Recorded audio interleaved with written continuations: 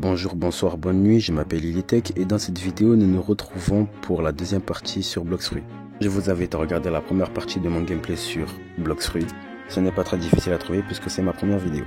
Et dans cette vidéo, je vais vous montrer mon parcours de comment je suis devenu le plus fort des pirates. Pour récapituler ce que nous avons fait la dernière fois, j'ai commencé le jeu, je suis monté jusqu'au niveau 51 et je me suis acheté un fruit. Le fruit de l'élastique, le fruit du caoutchouc, appelez ça comme vous voulez, en tout cas c'est le fruit de Luffy. Ce fruit dans le monde de One Piece il est très bien, mais sur Bloxfruit c'est vraiment de la merde littéralement. Sans même avoir pu utiliser le fruit de Luffy, j'ai direct voulu changer de fruit. Mais quand j'ai vu le prix pour avoir un autre fruit aléatoire, je me suis dit que ça valait pas la peine et que ça valait juste mon argent. J'ai donc décidé de partir sans avoir acheté de fruits. Je pense avoir fini le village des pirates. Mais bon, apparemment non. Il fallait vite que je sorte cet endroit, parce que ça faisait déjà très longtemps. Le fruit de l'élastique est vraiment faible. Mais pour l'améliorer, il fallait que je tue mes ennemis avec l'attaque que j'ai. En plus, quand je tapais les ennemis, ça faisait pas vraiment beaucoup de dégâts. C'était vraiment dur. Mais bon, fallait bien que j'améliore ce fruit. Alors c'est qu'est-ce que j'ai fait?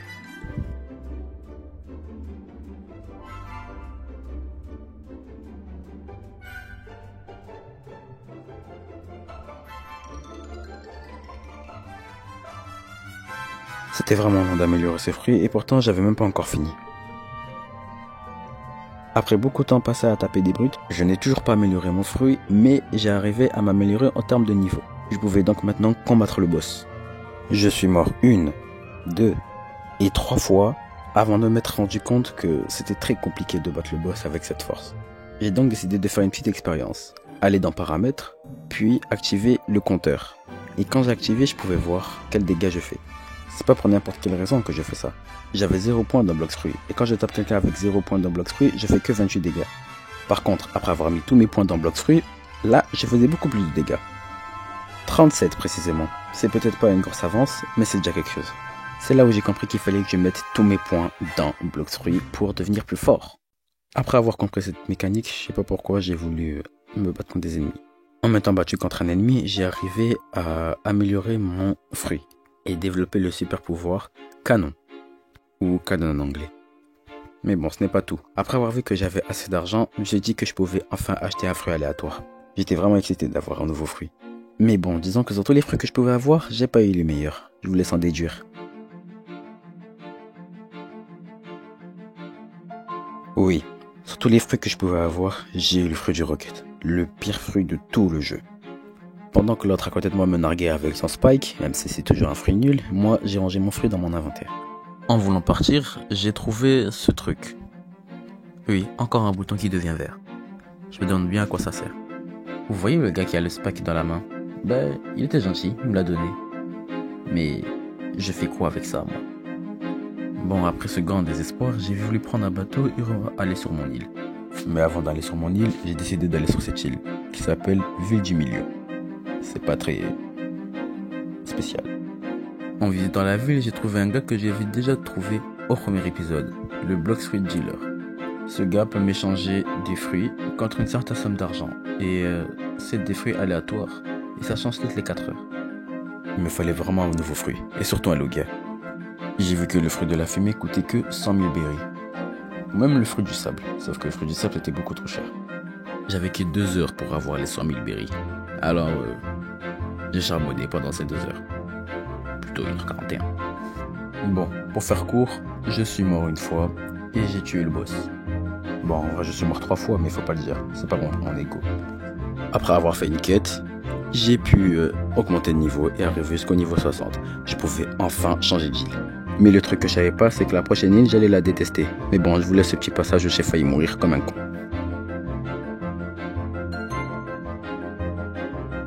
J'ai vraiment galéré à sortir.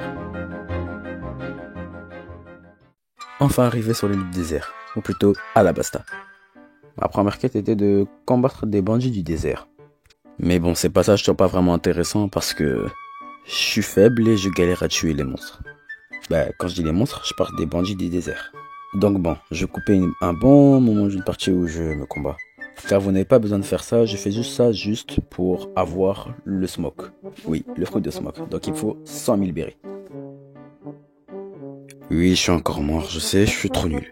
Bon, moi je vous ai épargné de 17 minutes de moi en train de me battre. Mais si je reprends maintenant, c'est complètement normal. C'est parce qu'il y a un bougre, il est venu m'embêter et il m'a tué. À ce moment-là, j'avais trop la rage parce que j'ai dû me battre avec lui. Quand j'ai avec lui, c'est comme si j'en étais coéquipier jusqu'à avoir les 100 000 berries. Dès que j'ai vu que j'avais assez d'argent, je suis direct parti dans la jungle pour aller direct à la ville du milieu. Donc pour pas gaspiller même pas un seul berry, j'ai acheté un bateau gratuit. Je sais même pas si on peut vraiment dire que je l'ai acheté. En cherchant le gars que je voulais, j'ai trouvé ceci. J'ai voulu le tuer, mais il a tué avant. Je me demande c'était quoi ça. Bref, on a plus important à faire. J'ai acheté le fruit sans même hésiter une seule seconde et je l'avais déjà équipé. Mais je me suis dit que c'était mieux que je change de serveur parce qu'il y avait le gars là, celui qui m'empêchait de level up. Alors j'ai changé de serveur, je suis parti à la basta avec un bateau de la marine et j'ai farm. C'était vraiment agréable de farm sans prendre même pas un seul dégât. Après les avoir presque tous tués, j'ai eu une nouvelle technique, Smoke Bomber. Et j'ai une technique avec la technique de Smoke Bomber. Après tant de temps à attendre, je peux enfin faire la technique que je voulais faire. Je pense qu'il y a des gens qui l'ont déjà remarqué ou qui le savaient déjà, mais quand tu utilises la technique Smoke Bomber, tu peux faire des dégâts. Ça peut te faire voyager et t'être utile en combat. C'est vraiment une bonne technique pour farm. T'as juste à voler au-dessus de tes ennemis et tu leur fais des dégâts. C'est vraiment pratique. Depuis que j'ai le fruit de Smoker, je farm tellement vite, c'est tellement incroyable. Le fruit de la fumée était vraiment pratique, j'ai pu arriver au niveau 90 facilement. Je suis retourné sur l'île de la jungle pour voir s'il me restait combien de temps avant de pouvoir refaire un gacha. Il me reste encore 1 heure, j'allais pas jouer encore 1 heure, moi j'ai trop la flemme. De base j'allais partir prendre un bateau, mais je me suis rappelé que j'avais le fruit de smoke, donc que je peux voler. Et c'était le moment d'aller à la prochaine île. J'ai enfin atterri sur l'île de la neige. Ou plutôt village de la neige, mais c'est pareil. Ma première quête était de battre des bandits des neiges. Alors je l'ai fait, comme je sais si bien faire avec le fruit de smoke. Quand j'avais presque fini la mission, j'ai vu ma tête dans une affiche et je coûtais vraiment cher. Faudra que j'arrange ça dans le futur parce que là, ça va pas du tout. Après avoir fini ma quête et posé mes points, je me suis fait tuer. Après avoir respawn, j'ai voulu visiter la map comme à mon habitude.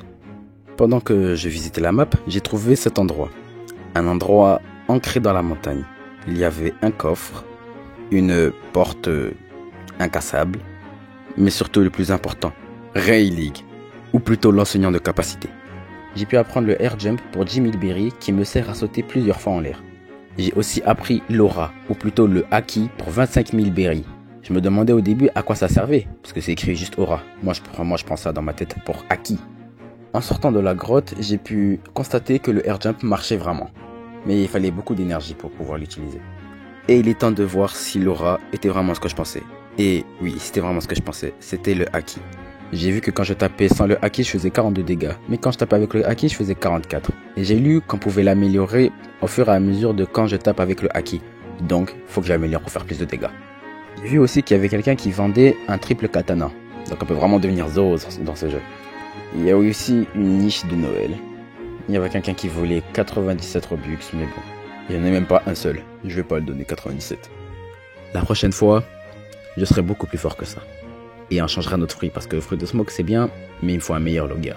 Pour l'instant, on s'arrête là.